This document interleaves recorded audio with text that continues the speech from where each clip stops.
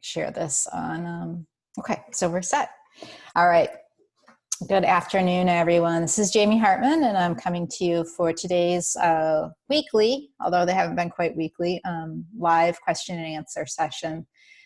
So if you're tuning in live, thank you. Welcome. I have a couple questions that were submitted in advance. Actually, there's really just general topics.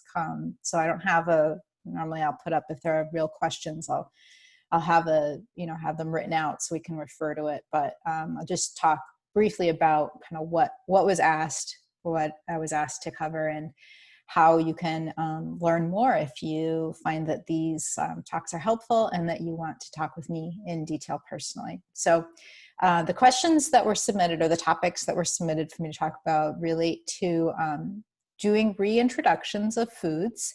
And then also somebody asked if I would talk about histamine intolerance and what they can do about it. How do you recognize that you have it? So let me talk just real briefly about the first question about food reintroductions. And the question mainly was about how do you know when you're ready to start reintroductions of foods after having been on an elimination diet, after having done the AIP elimination phase.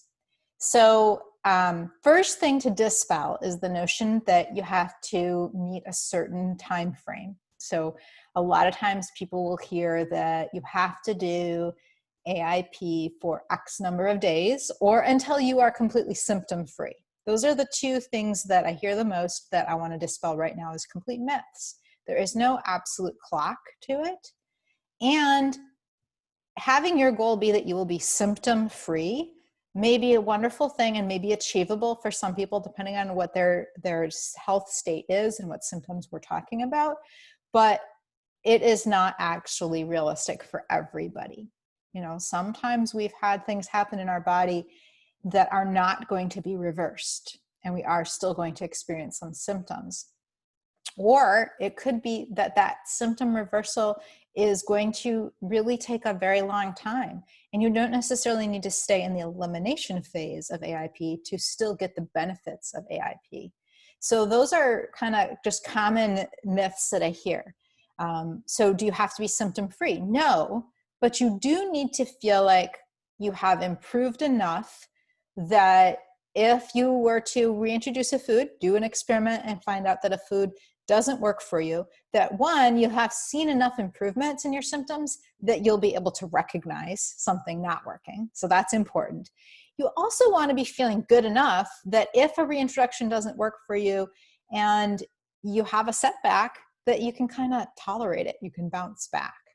So how do you know if that's the time you're at the right time? Only you can say. You know, that's a judgment call for the individual person.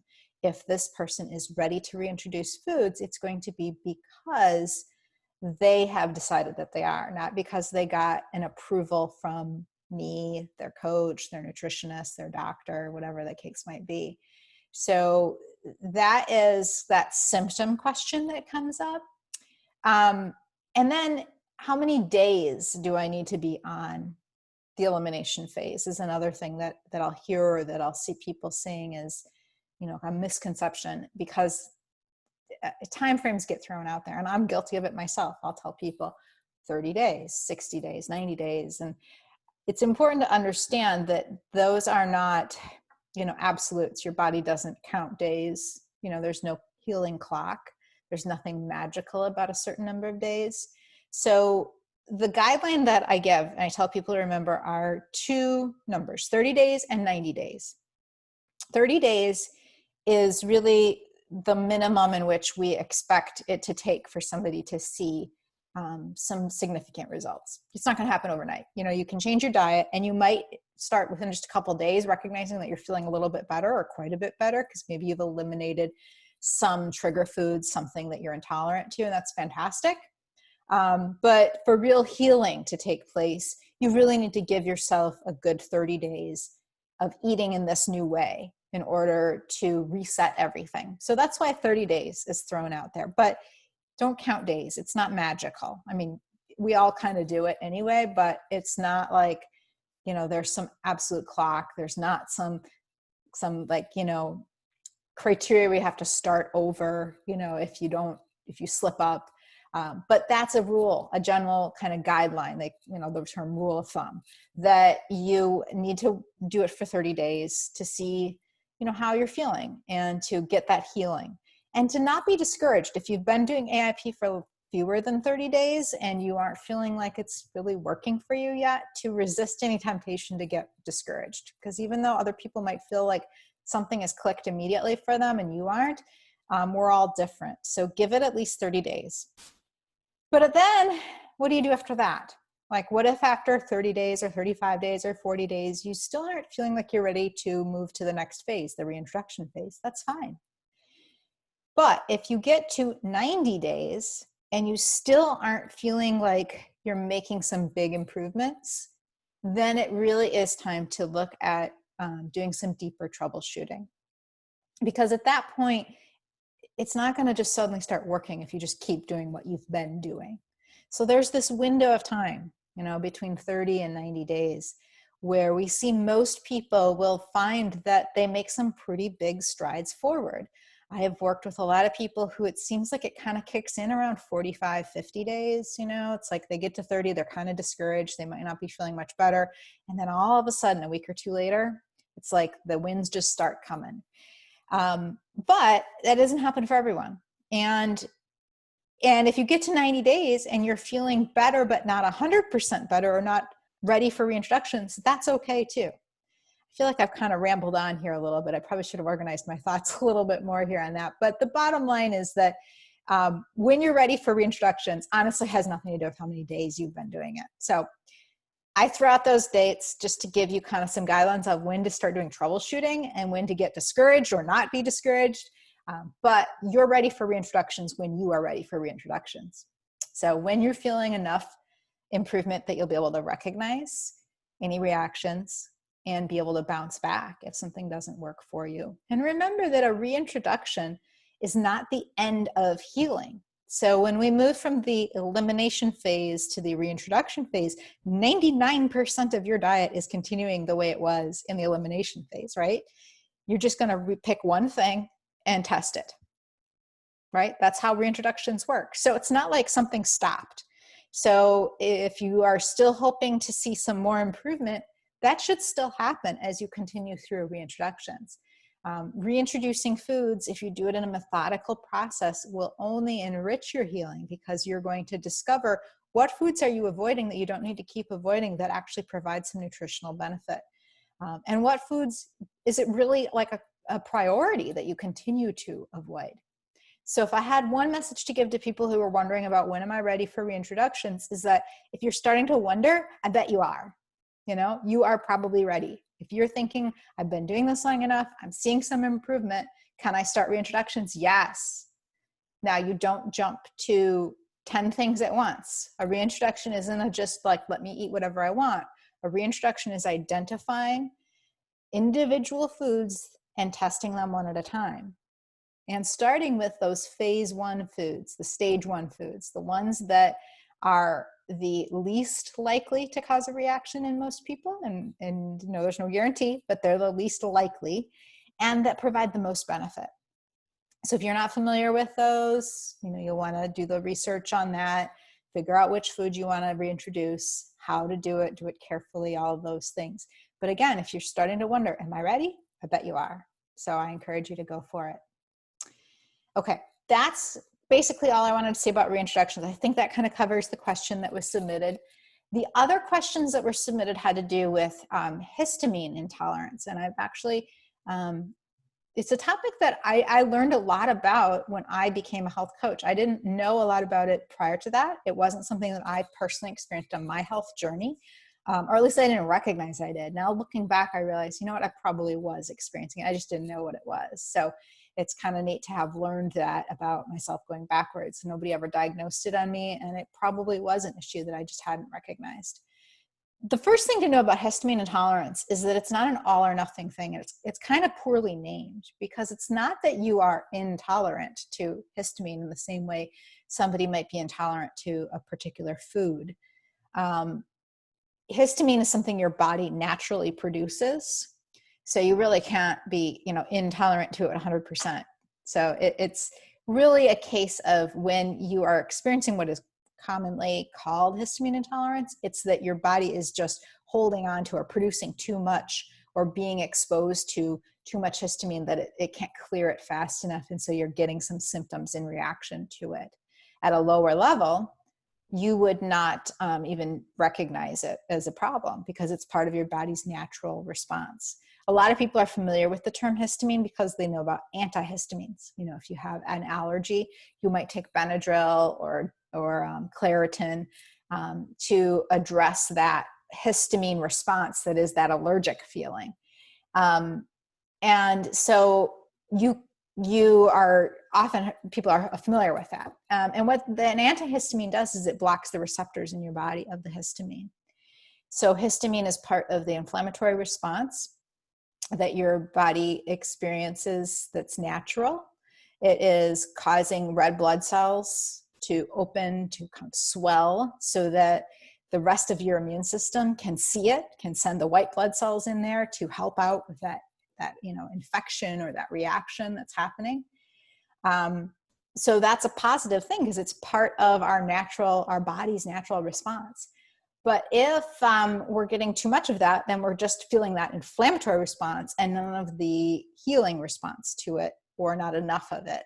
People will often talk about histamine intolerance as being a case of thinking of it as like a cup that overflows. As long as your cup is big enough and the amount of histamine going into the cup is small enough and it never overflows, then you don't have any problems. You know, your body can clear it out. I kind of like to think of it instead of as a cup, thinking of it as like a sieve. And so it's like if you're trying to drain something in a colander or a sieve and it's all like clogging up and not flowing out, it's going to end up flowing out over the top and making a big mess. You have a problem.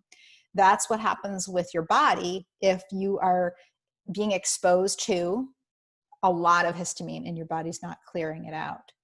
So you can learn a lot about histamine intolerance. There's a couple good websites or a couple good articles on the internet about, you know, kind of what is it, how does it work, how do you avoid high histamine foods? But you have to remember that the answer is not simply to avoid those foods forever. And in fact, what you want to be able to do is to get to the point where you can live in the world like a healthy, functioning person who can ingest these foods and can clear the histamine and never have a reaction to it.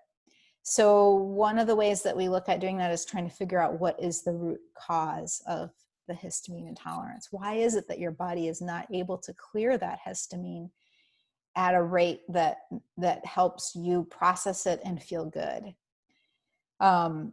Couple of the reasons can be because you might be dealing with a small intestinal bacterial overgrowth, SIBO.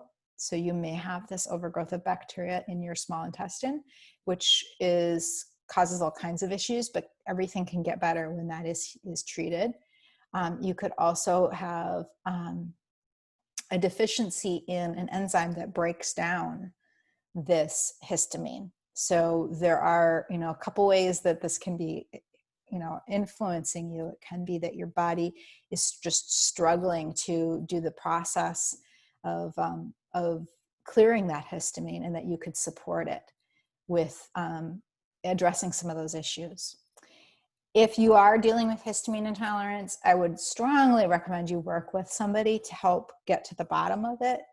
It's hard to do it on your own. It is challenging, but I have seen a lot of people make some pretty big improvements when we really look at kind of what are they eating, where might there be some deficiencies, how can we boost up the nutrients that they might be missing that make up this enzyme that breaks it down.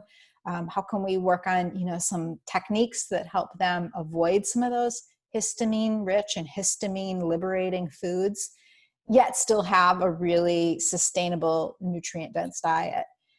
So it is definitely doable. I've had a lot of experience with people overcoming some pretty significant histamine intolerance by making a few relatively simple changes and maybe a few supplements for a short period of time, or, eating particular foods.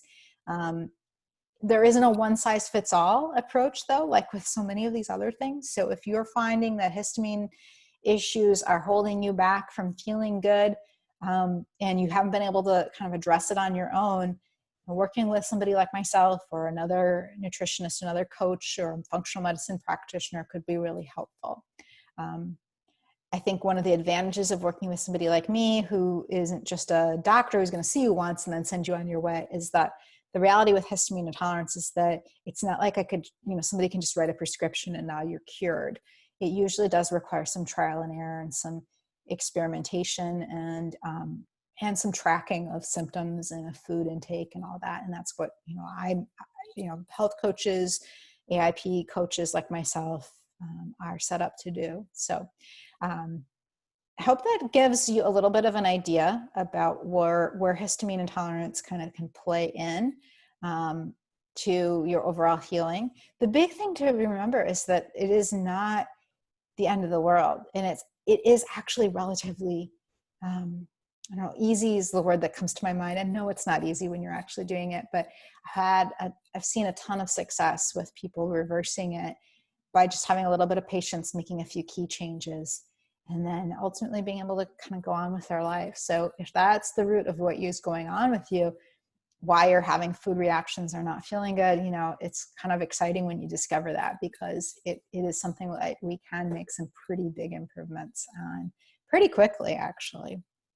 So I'll just wrap up by saying that I am currently taking new clients. So as I was just, talking here about these issues in general terms, if you would like to learn more about either food reintroductions, about getting started on AIP, or about doing some troubleshooting, if you're experiencing things like histamine intolerance or something else, those are all things that I work with.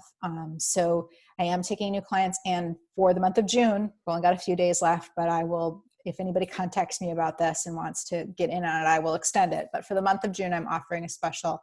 This is typically kind of a slow period for folks like me. So I like to offer an incentive that is that if you want to work with me for one of my multi-month coaching packages, so I normally do 3 months and 6 months, I will give you 4 months for the price of 3 months.